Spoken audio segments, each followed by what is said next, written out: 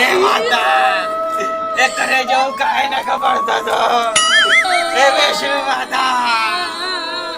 हमारे मारवा हमारे खेतवा के नजर लागिल हमारे बाल बच्चा का खाई हो तो हमारे मारवा हमारे मारवा नहीं हमके मारवा चाहिए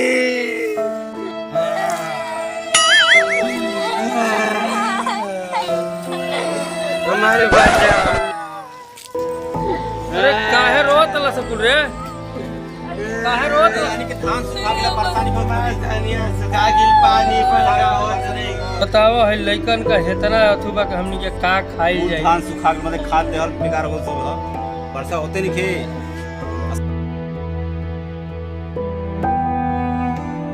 सौरो वर्षा होता सौरो बड़ा होता है ये वर्षा होता का भगवान का करबो इंसान ले बैठबा का कुल रहल ले छोटुआ के बियाह कोलर लो क्यों लड़की के में दिन धैले बा कि वो अपन कर्जा लेके का कैले बा बताओ का करबो अब बोले है लइकन पर तरस कर देता हे प्रभु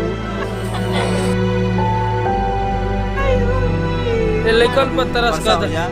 बरस दो भगवान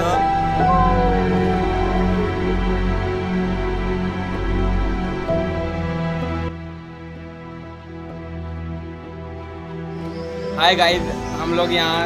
अपनी दिहाड़ी तोड़ के यहाँ वीडियो बनाने आते हैं। ये सब सब्जी वाले मेरा फूड पॉलिश का काम है